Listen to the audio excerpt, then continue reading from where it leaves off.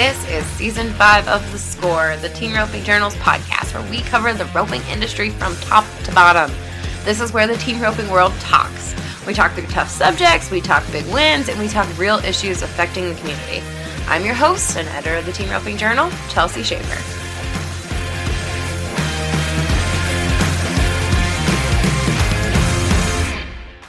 Hey, before we get started, I've got to tell you today's episode is brought to you by Forge First GS by ADM. Learn more at admequine.com and stand by at the commercial break for all the info. This year's Bob Feist Invitational made for the toughest short round in BFI history, with less than 3 seconds separating first from 15th. So by now, you all likely know that Oklahoma's Jake Cooper Clay and Billy Jack Sabins got the win and $150,000 from third callback. We caught up with them at the end of the grueling day at the Lazy E to talk about where this win falls in the grand scheme of their careers. For Jake Cooper Clay, as you'll hear, this is his second major victory to the tune of $150,000. He won the Area World Series of Team Roping Finales 15.5 healing for eventual NFR header and his best friend, Brenton Hall, back in 2016, taking home $75,000 per man. But since then, Cooper has been working the sale barns and riding horses, fighting his way up the heading and partner ranks. Clay and Sabins paired up after the 4th of July in 2021 after Billy Jack, a 2-time NFR healer who's ridden the AQHA Horse of the Year and 2 past horses of the BFI, had swapped to heading early this year. Billy Jack was getting his butt kicked by the young gun Clay at the local jackpot, so he gave in and asked him to rope. In this interview, we'll talk about the horse of the BFI that Clay was riding, named Streak and Sundew, one of my all-time favorite head horses. We'll talk about Billy Jack's journey over the last couple years, his futurity program, and everybody who's supported them along the way. I think you'll really enjoy this interview. It is not often that we get Billy Jack to sit down and visit with us because that is not exactly the most talkative man, but I feel like that's really unfair that he's gotten that reputation because Billy Jack is an awesome interview, and I do enjoy visiting with him. So, listen to this episode. Let us know what you think. And by the way, if you haven't already, go ahead and leave us a review on Apple Podcasts. We haven't heard from y'all in a while, so leave us a review. Thanks.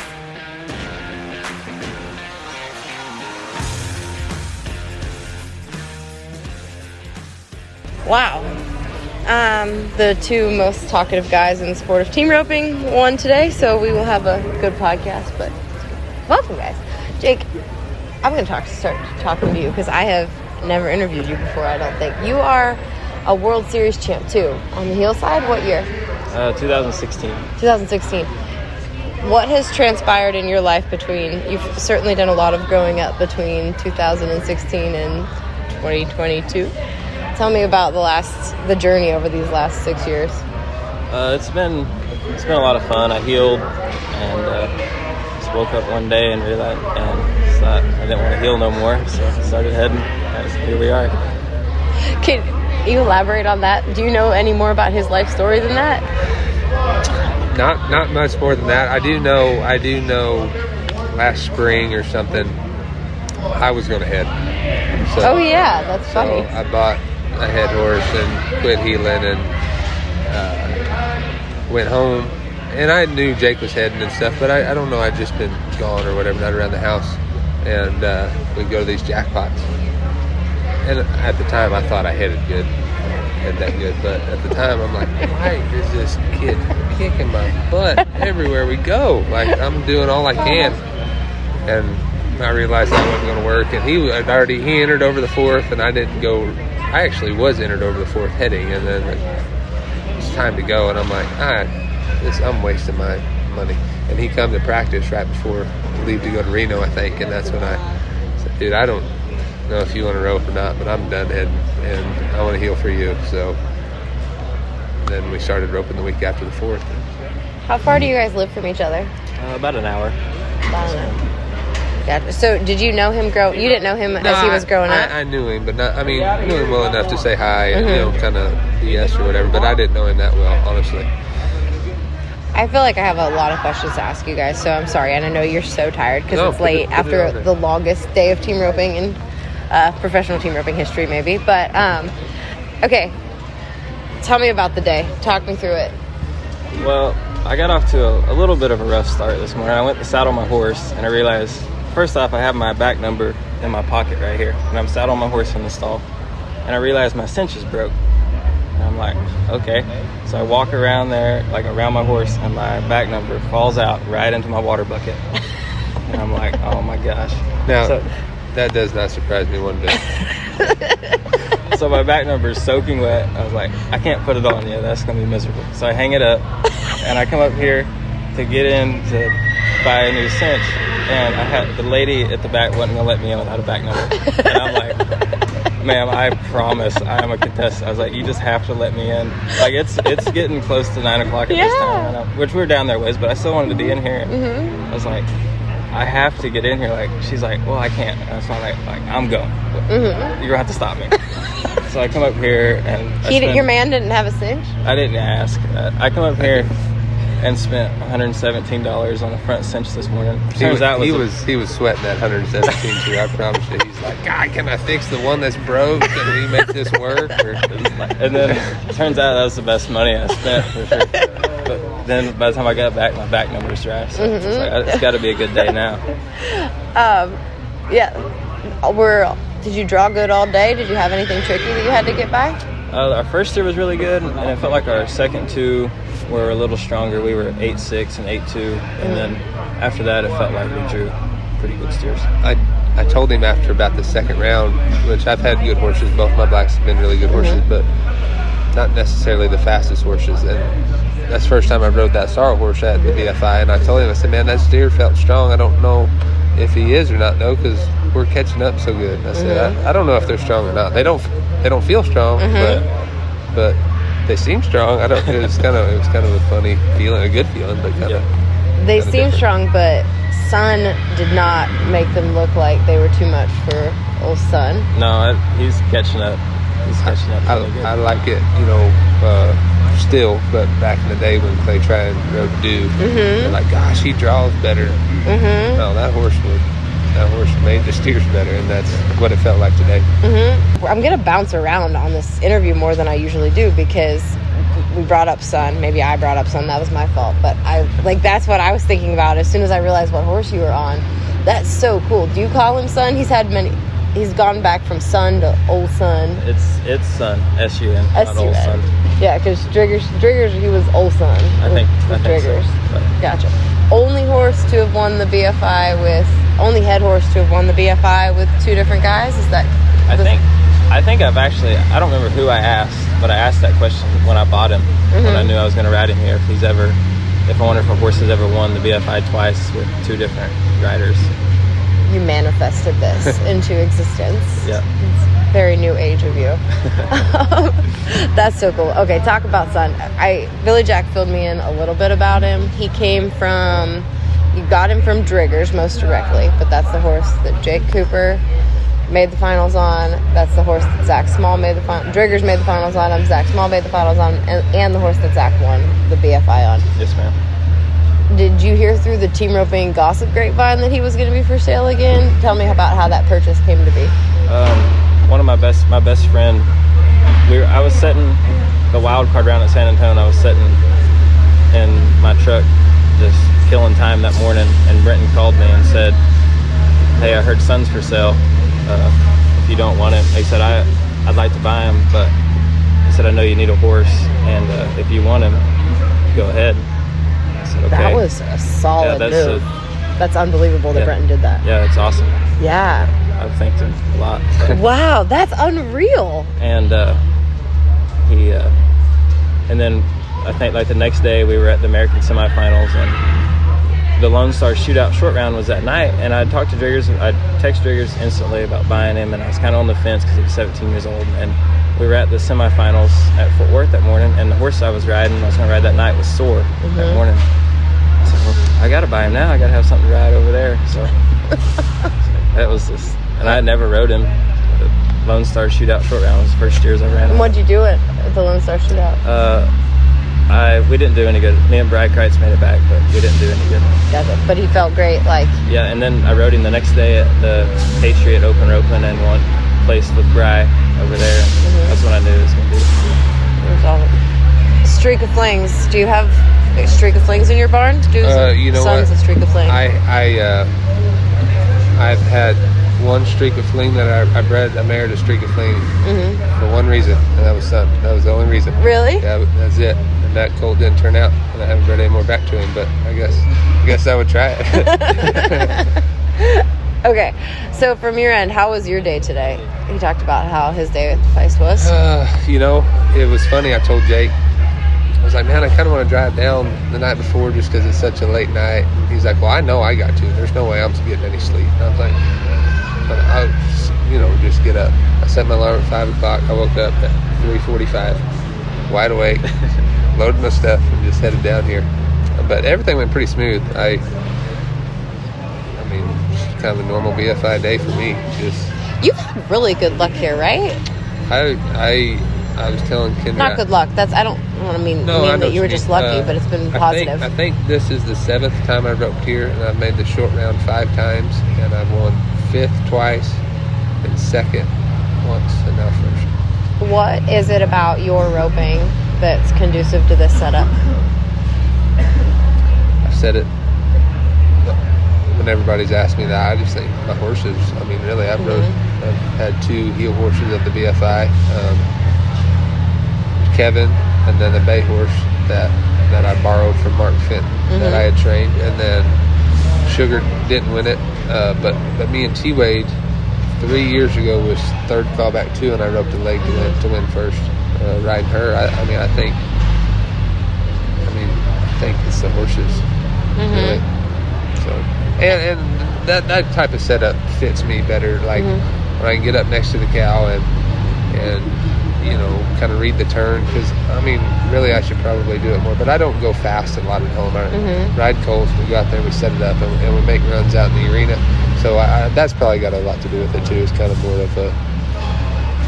what I do more often. That's a good point.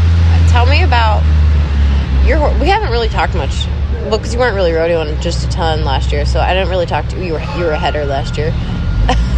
Yeah. So I didn't really talk to you about this little sorrel horse that you got. Tell me about him.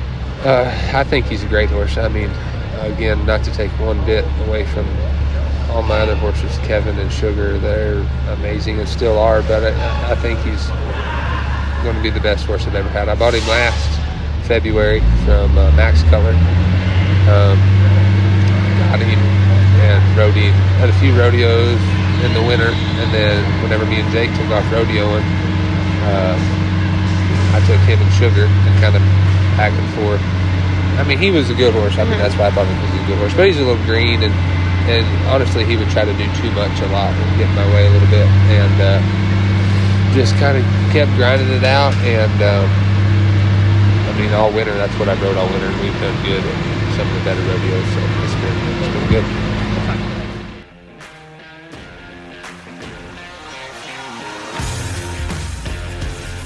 Gastric support just got easy. Forage First GS by ADM helps provide gastric support for horses of all ages and performance levels. Performance horses today have high energy requirements and face many stressors, including exercise, hauling, and stall confinement. An estimated 90% of performance horses face stomach discomfort caused by gastric distress, which can negatively affect their performance, attitude, and overall health. The unique triple action blend of ingredients in ADM's Forage First GS supplement helps support a healthy gastric pH while protecting and strengthening the stomach lining, helping keep your horse happy and performing at its best. Forage First GS, gastric support for the one you love most. Champion team ropers Clay Smith and BFI champion Wesley Thorpe trust Forage First GS. Learn more by visiting admequine.com. So when you guys go for this summer, is that horse going to be in the trailer with Sugar? And is Kevin he's mobile, right? Kevin's back, man. He's 100%. Awesome. He looks amazing. I'm going to take him. I probably could, but I'm not going to haul Kevin over the 4th and stuff. And he does really good in the Northwest. I rode him. We won Ellensburg riding last year. I'm going to just kind of wait till all the hard drives get over, then I'm going to pick him up and bounce back and forth between all 3 of them, Kevin, Sugar, Milo is my plan. This is the best set of horses I've ever had. I mean, I'm super excited about. That's awesome. I'm glad that Kevin's back. I mean, I didn't know. I knew he had like made an appearance back, but I didn't know if he was. You wouldn't believe what he looks like right now. This winter, we get so fat. I just fed him grass hay and stuff. Man, I was embarrassed about how bad he looked. Yeah. And I got him up. I'm like, this has got to change. I have a lot of people helping me at the house. Kevin is priority, and he looks amazing. I'm super happy to get him back. Jake, what are you doing? What else do you do other than team rope? What are you doing to get by? Because this is obviously a huge hit. It's more than most people make in a year. But otherwise, what else do you do? I just grew up. My dad runs a sale barn at Tulsa. Works for a guy, and I've worked there. I've worked sale barn at Holdenville. And that's what they asked me if I was. I haven't been in a while, but they asked me a while ago if I was going to work Monday. It's like, no, not a chance. What are your goals for the year then? I want to make the NFR, and I'll set my goals high at a gold buckle. How much you guys have won? I didn't check the standings. 14,000, something like that, probably. It's a reasonable winter. Yeah, I mean, we've been to 5 rodeos, 5 or 6 rodeos probably. I mean, we went to all the good ones, and we're going to go to California, which I'm excited about with son. I just follow him around wherever he goes. You've always done good in California too. Yeah. California's good to you. Yeah. I like it out there. I don't like the drive. I looked it up. It's 27 hours from my house, but it's part of it, I guess. And your house is awesome. I wouldn't want to leave your house either. You guys just built a new house? Mm-hmm. It is hard to leave there. It's nice. It's the first house I've ever had, obviously, as being an adult, and it's freaking hard to leave. It's really hard. And Duke Dixon has been such a part of your career. Is this the first BFI that he's skipped out on? The very first. And I'm going to blame me not winning it on him. It's all his fault. If he would have quit coming years ago, there's no telling what I would have done. So, but no, he had volleyball games today, and that's what he said. But he put a TV in his bar, I think, is probably the biggest reason why he stayed at home. That's not the case for you. It seemed like there was a sizable fan club here of Jake Cooper Clay. Yeah, there was a bunch of Clays here. Yeah. Okay. I feel like I'm sure that everybody who has talked to you so far has asked you the story, and I bet when you won the World Series finale, we wrote the story, and I just don't remember. Jake Cooper Clay, who was the passionate team roping fan, or is it simply a coincidence that your name is Jake Cooper Clay? I don't think it was a coincidence at all. That would be a real big coincidence. I think that they are team roping fans, and my dad team roped. My mom used to team rope and then run barrels and Clay, and then they said they were going to name me Jake, and they said the Cooper was an obvious Jake Cooper Clay. Have you talked to Jake and Clay? Do they know you? And have you been? Yeah. I know Clay pretty good. I know Jake a little bit. Did you meet them? Did your parents have They said there's a picture at the U.S. finals way back when I was a baby of Clay holding me, but I don't know that. I've never seen it. And then I think the first time, it was the coolest thing for me when I was 18 at Ellensburg, and Jesse Stipes won the round, and we were 4-5. And Cleo told me that Jesse was 4-1 and I was 0.4. I was like, that's the best compliment I've ever had.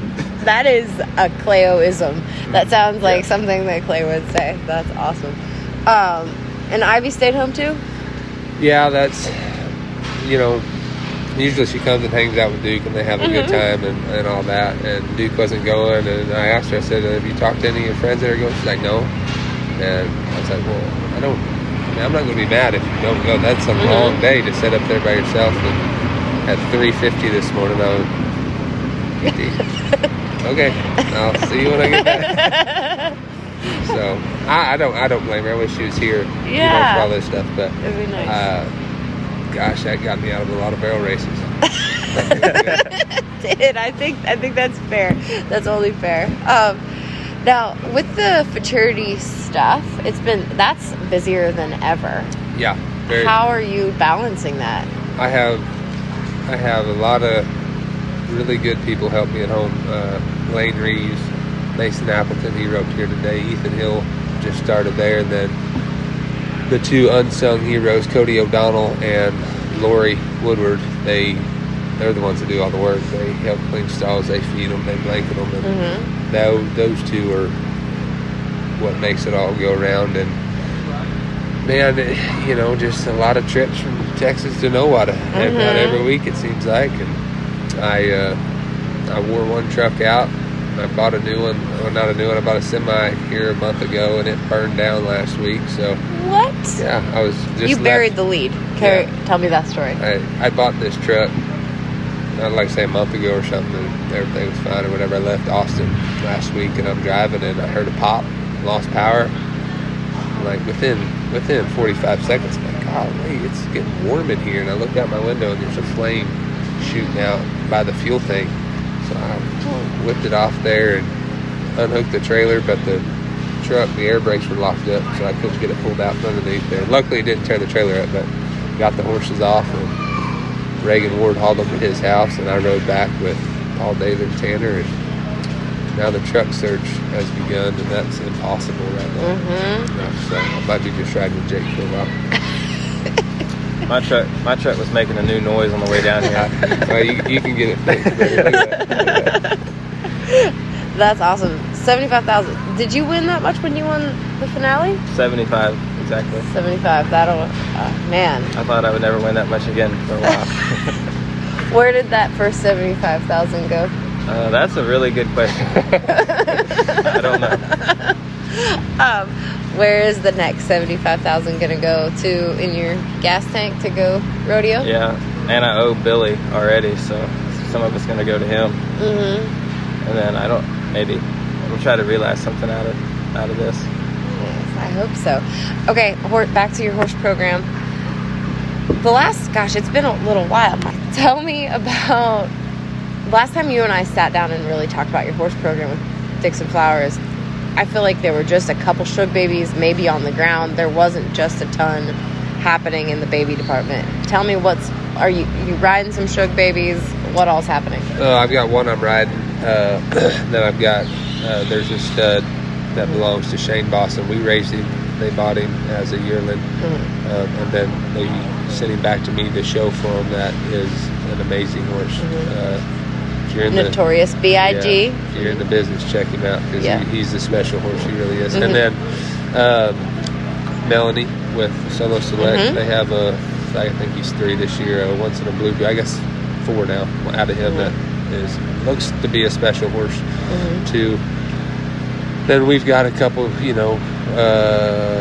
think we missed one. We don't have any 2-year-olds this year. Then we got some yearlings, and then we just had an Epic Leader baby out of her about a month ago, so that's going to be Epic Leader about a month ago, and then she checked in full to Would He Be Tough here recently too. So that's cool. Got some big things popping. The Epic Leader. Are you and Ivy calling? Do you decide?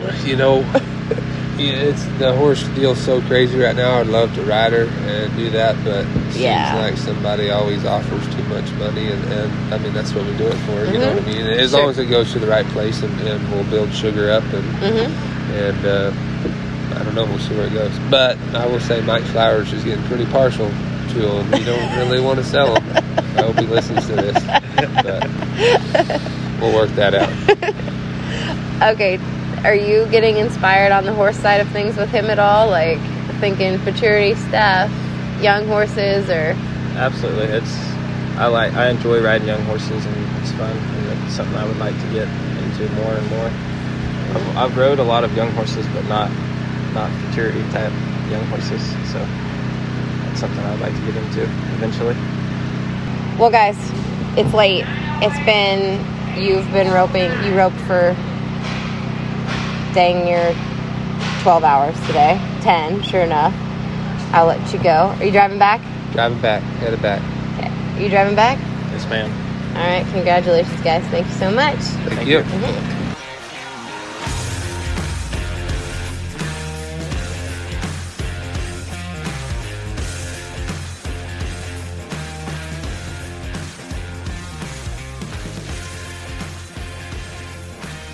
All right. Well, thank you all for listening. And by the way, Billy Jack was one of our first guests on the Score when we started this whole deal 5 years ago. I remember sitting in his living quarters trailer, making him try this new podcast concept with me the first day I ever recorded a podcast. So go back. I'll link to it in the show notes, and I'll link to it on our website, so you can find it on humanropingjournal.com.